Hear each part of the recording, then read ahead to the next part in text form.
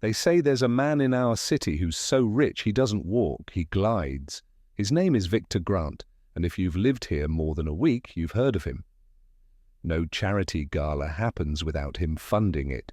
No skyscraper stands without his name etched in its bones. But what's always fascinated me more than his billions is his face. You see, Victor Grant doesn't smile. I'm not talking about the grumpy old man who hates people type of not smiling. I mean, never. No smirk, no twitch of the lip.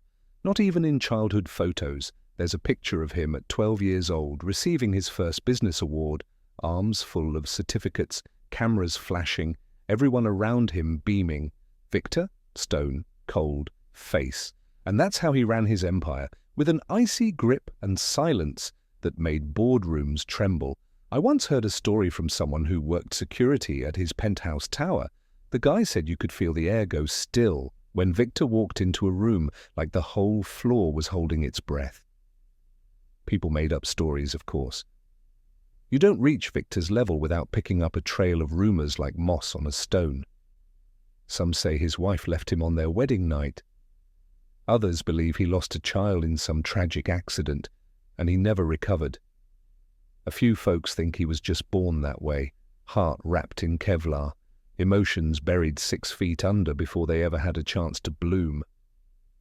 Whatever the truth was, no one ever cracked him. I should know. I tried. Back then, I was working as a coffee runner at a luxury business lounge downtown, one of those places designed so rich people never have to interact with the public. That was where I first saw Victor Grant up close. Every Tuesday, like clockwork, he'd arrive with 2 assistants, both silent, both dressed sharper than most grooms on their wedding day. He'd sit in the farthest corner, away from the windows, eyes fixed on a tablet. Not once did he order, not once did he say thank you. And not once, in 6 months of watching him, did I see the man blink, let alone crack a smile. But then, something weird happened. One ordinary Thursday, I remember because it rained, and we had a pipe burst in the ceiling, his assistant came rushing through the lobby, soaked and panicked, clutching a soggy envelope like it was a bomb. I only caught one sentence before the elevator doors closed. "Sir, I'm sorry, I thought it was junk. It was a handwritten letter. I didn't think it meant anything." I don't know why that moment stuck with me. Maybe it was the expression on Victor's face when he took the letter. His eyes narrowed just slightly, like someone had whispered something in a language he hadn't heard in years. He didn't crumple it. He didn't toss it aside. He just stared at it, then walked away. 2 days later, he didn't show up for coffee. A week went by, still no sign. By the 2nd week, people started asking around. His building's concierge said he hadn't been seen. The board members of his tech firm, no calls, no updates. The media was silent. Victor Grant had disappeared. And then 2 weeks and 3 days later, I saw him again. But this time, he wasn't in a boardroom. He wasn't even wearing a suit. He was standing outside a children's hospital, staring up at the building like it held some long-lost part of him. And for the first time in my life, I saw something even more unbelievable than a billionaire in jeans and sneakers. I saw fear in Victor Grant's eyes. The thing about letters is nobody writes them anymore, not real ones. Not with a pen, on paper, in their own shaky handwriting, not unless they're desperate or dying. Victor Grant received hundreds of letters every week. Most never even made it to his hands. That was the job of his assistant Jared, a sharp, efficient guy who wore Italian leather shoes and tossed envelopes like he was dealing cards in Vegas, donation requests, job pleas, marriage proposals, all junk, all tossed, until that letter. It was small, childish handwriting, no return address, no phone number, no social media handle, just one line on the front. To the saddest man in town. Jared smirked when he read it. "Cute," he muttered, walking toward the trash. But something made him pause. Maybe it was how the envelope felt, soft, almost fragile. He glanced around, then slid his finger along the edge and cracked it open. Inside was a single folded page and a drawing. The page read, "Hi, my name is Ellie. I'm 9. I'm sick and I live at Hopeview Hospital. I asked my nurse who the saddest man in town was. She said Victor Grant. My last wish is to make you smile before I die. I'm really good at it. I promise I won't waste your time." Below that, taped with bright pink medical tape, was a hand-drawn picture of a man in a dark suit with a frowny face, surrounded by smiling stick figures and a bright yellow sun. Jared blinked. The letter was absurd, outrageous even. It didn't belong in this world of gold watches and high-rise meetings. Now here's what you have to understand. Victor never asked twice. If he said, "What's that?" and you hesitated, you were done. Jared hesitated. Victor stepped forward and gently pulled the letter from his hand. He read it once, then again. No expression, no words, just stillness. That was the moment the air changed in the room. Jared could feel it, like someone had cracked open a vault that had been sealed for decades. Victor turned and walked out without a sound. 3 hours later, every meeting on his calendar was cleared. He cancelled his helicopter trip to New York. He told his company's COO to handle it all. And then, in a move that stunned his entire inner circle, he gave Jared a simple order. "Find her." Jared was dumbfounded. "Find who, sir?" Victor held up the drawing. "The girl who wants to make me smile." The search wasn't hard. There was only one hospital in town with a pediatric palliative care unit, Hopeview. Jared called them pretending to be from a media agency doing a feature on wish letters. The nurse on the phone was hesitant at first, but when he mentioned a letter to the saddest man in town, she laughed and said, "That's definitely Ellie. That's our girl." They scheduled a visit for Sunday. Quiet, no press, no photographers, just Victor and his silence. Jared expected Victor to cancel. He didn't. Instead, Sunday morning, he arrived dressed not in his usual grey suit, but in a navy sweater and worn-looking shoes Jared had never seen before. He didn't speak in the car, he didn't speak in the lobby, but when he saw the doors to the children's wing, covered in crayon-coloured paper stars and scribbled notes of "Get well soon," he paused. He looked small. Smaller than a man worth $7.4 billion should look. And then, for the first time since Jared had known him, Victor hesitated. "What if," he said quietly, eyes locked on the doors. "What if I don't know how?" Jared didn't understand. "How to what, sir?" Victor took a breath. "Smile. There's something strange about children's hospitals. They're too clean, too quiet, like grief is being politely asked to wait in the hallway." Victor Grant stood in that silence, surrounded by walls painted with dinosaurs and rainbows, holding the crayon drawing that had somehow pierced the armor he'd worn for decades. The nurse led him through the ward, not making small talk. She didn't ask for an autograph, didn't snap a photo. She just said, "She's in room 8. Her name is Ellie. You'll know her when you see her." Victor nodded, barely. His footsteps slowed when he reached the doorway. Inside, sunlight poured through the window like a spotlight.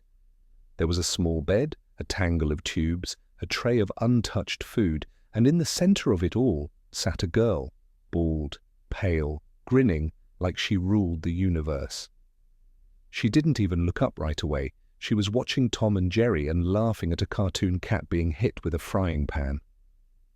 Victor cleared his throat. "Ellie?" She looked at him and blinked. And then, "You're the grumpy guy?" she asked, tilting her head. Victor was too stunned to reply. Ellie squinted at him like she was sizing up a contestant on a game show. "You look like a banker, or a butler, or like one of those men who yells at pigeons for no reason." Victor stared. Ellie broke the silence. "Don't just stand there like a haunted painting. Sit." Victor sat. She reached for her juice box, struggling with the straw. Without thinking, Victor took it and slipped the straw in with precision. He handed it back silently. She took a sip, then pointed at the corner of the room. "There's a smile chart on the wall. Want to know what your score is right now?" He didn't answer. "0, she said flatly. "Dead 0, -0 actually. You look like someone just told you puppies aren't real."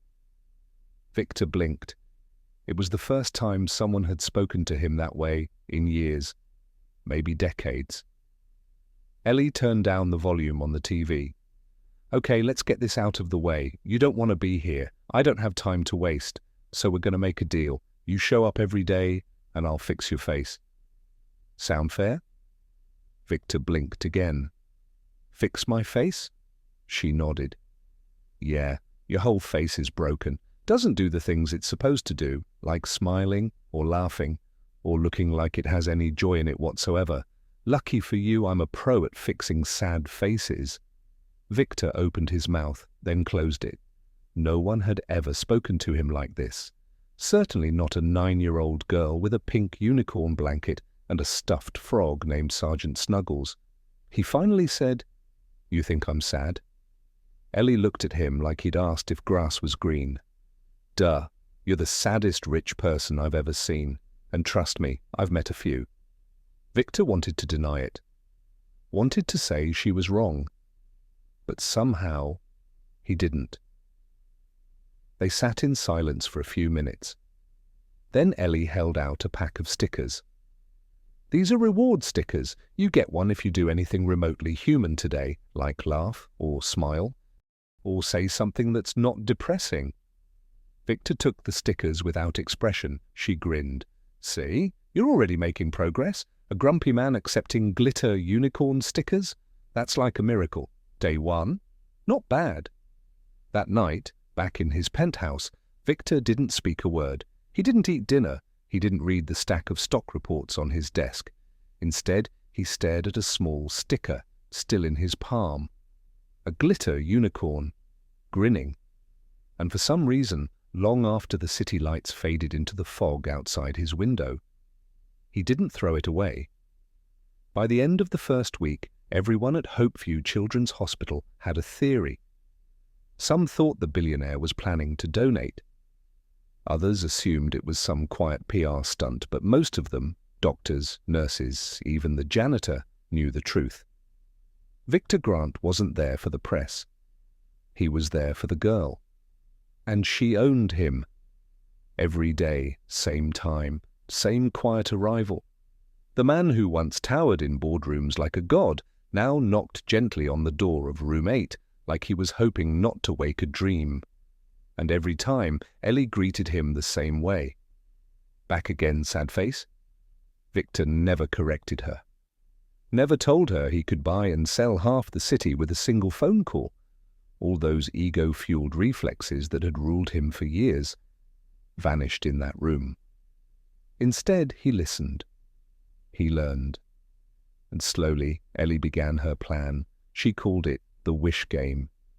"Here's how it works," she said one afternoon, spooning ice cream between chemo sessions. "Every day you come in, I give you a task, a challenge. If you complete it, you get a star on the chart. 7 stars and you win." Victor raised an eyebrow. "And what do I win?" Ellie leaned in close, eyes sparkling like she held the secret to the universe. "Your smile." That was day 1 of the wish game. Challenge number 1, tell a joke. Victor blinked. "I don't know any." Ellie shrugged. "Then make one up. It doesn't have to be good. Dad jokes are welcome. Cringe is encouraged." So he did. It was awful. Something about 2 carrots walking into a boardroom. Ellie laughed so hard she knocked over her juice box. Okay, that was so bad it looped back around to funny. Star awarded. Day 2, draw a self-portrait. Victor tried. The result? A cartoon blob in a suit with giant frown lines and emotionally constipated written under it. Ellie taped it to the wall with pride. We'll call it your before picture. Day 3. Watch Finding Nemo and don't act like it's beneath you. Victor didn't roll his eyes. He actually laughed. Not fully, but a huff, a breath, a near laugh. Ellie gasped. That was almost it. We're so close. Day 4. Bring a secret. This one made him pause. He didn't speak for a while, just sat there, twisting the edge of the blanket between his fingers. Finally, he said, When I was young, I wanted to be a street magician. Not a CEO. I used to practice tricks behind a dumpster because my father said magic was for fools. Ellie stared. Okay, she whispered. That's kind of sad, but also cool. Next time, bring a trick. So, day 5, he did. It was a terrible card trick, but Ellie clapped like he'd pulled a rabbit from a hat. On day 6, Victor sat down and said, I brought a story today. She perked up. A real one? He nodded. About the time I lost a deal because I told the truth. Ellie's eyes widened. Ooh, spicy. That story lasted an hour. He didn't check his phone once. By now, the staff didn't whisper when he passed. They smiled. He still never smiled back. But something had changed in his eyes. The glint was softer. He stayed longer each day. He started to look forward to it. He hoped she had a new challenge. Until day 7. The room was quiet. No TV, no ice cream. Just Ellie sitting up in bed, her face paler than usual. Tired, she handed him a crayon. One final challenge, she said.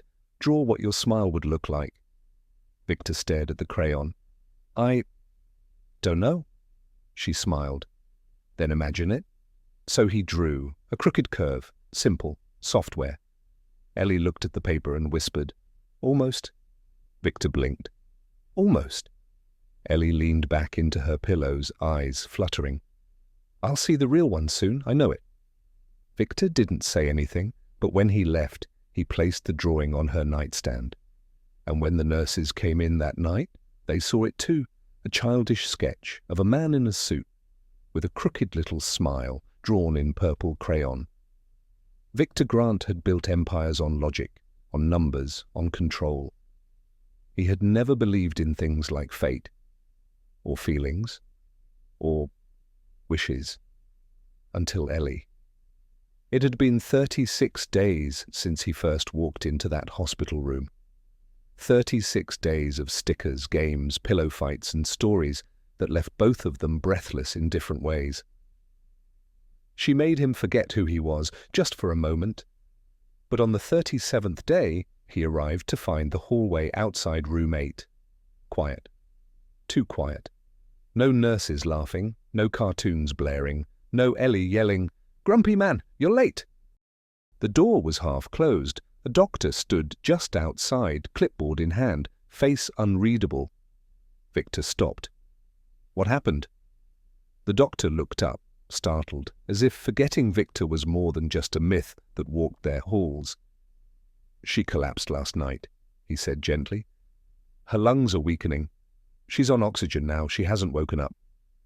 Victor's hand tightened on the crayon drawing he still carried in his pocket.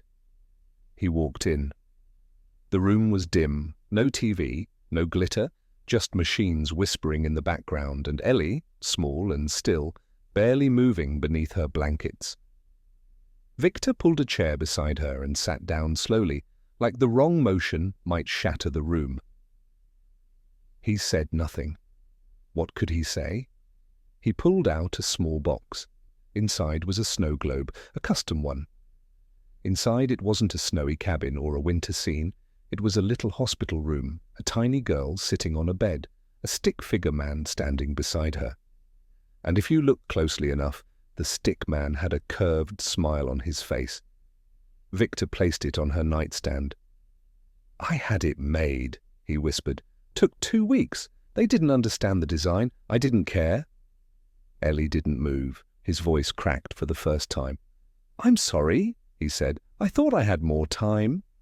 He stayed the night, all night, didn't take calls, didn't check email. The board could scream, the market could burn, the world could collapse. None of it mattered. Just before dawn, a nurse entered to check Ellie's vitals. She paused in the doorway, her breath caught in her throat. Victor was still there, slouched forward in the chair. Ellie's tiny hand held in his.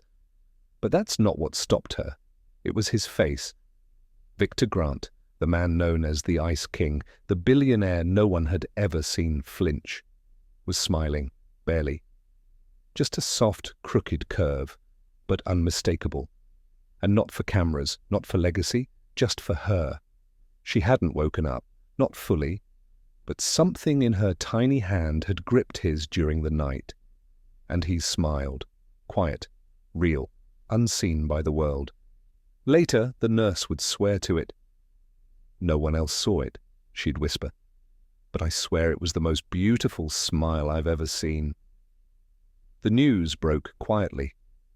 No headlines, no breaking news ticker, just a whispered update on the whiteboard in Hopeview's staff lounge. Ellie, room 8. Wings gained, 3:14 a.m. No one said anything for a long time.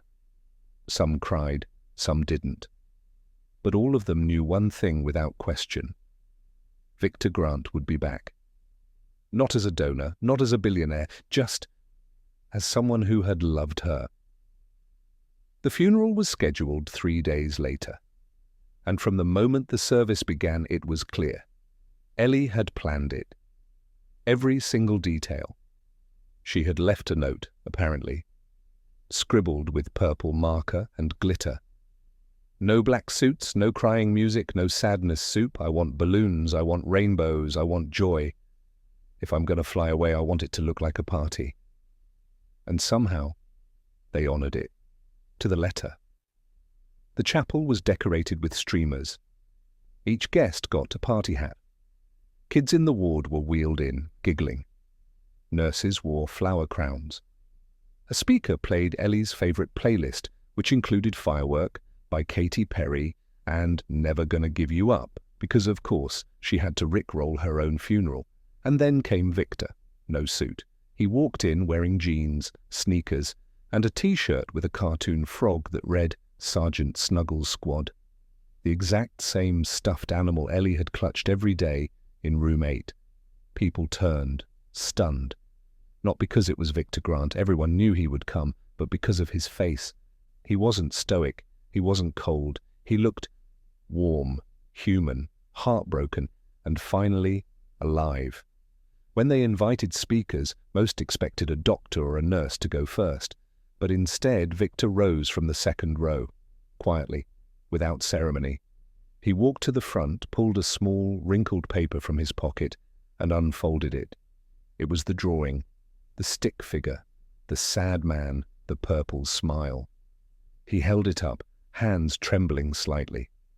"I never knew what a miracle looked like," he said, voice raw. "Not until a child with no reason to be happy decided her final wish would be to make me smile." You could hear a pin drop. "She didn't want toys," he continued. "She didn't want fame. She wanted joy. And she gave it away like candy, like she had an endless supply."